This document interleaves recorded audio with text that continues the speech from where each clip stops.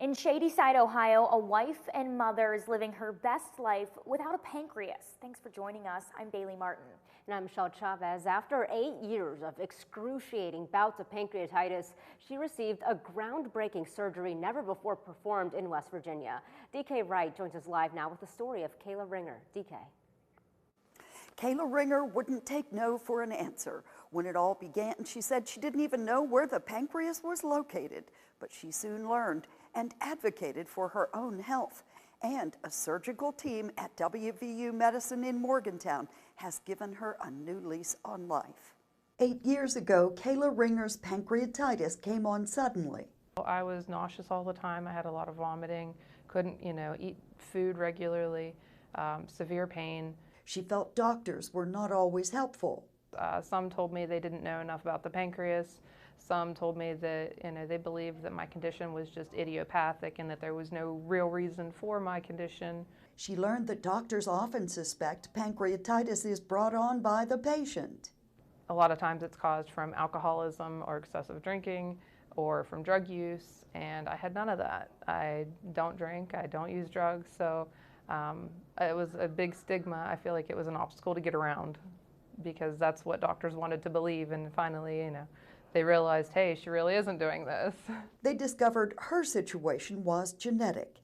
She became her own health advocate, researching and learning about a procedure called TPIAT. They never did it in West Virginia, but she asked at WVU Medicine if they could. On April 29th, they removed her pancreas, rushed it to a Pittsburgh hospital where another surgical team harvested the good cells, the islet cells, rushed them back to Ruby Memorial and implanted them in her liver. It took 14 hours. She was up and walking in 3 days, out of the hospital in 6. So I didn't have any kind of pain medication at all after the initial wear off from surgery. She has 3 children, ages 15, 12, and 1.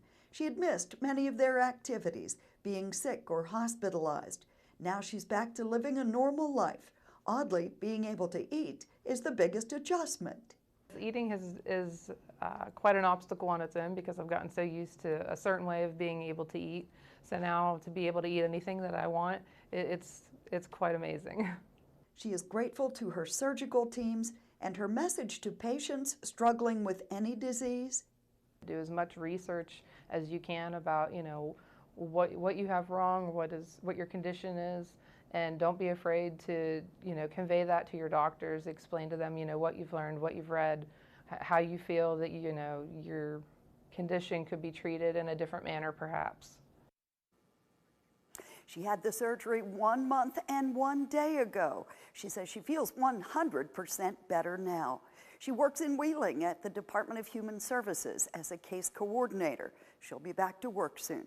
Live in the 7 studio, DK Wright working for you. Well, thank you, DK.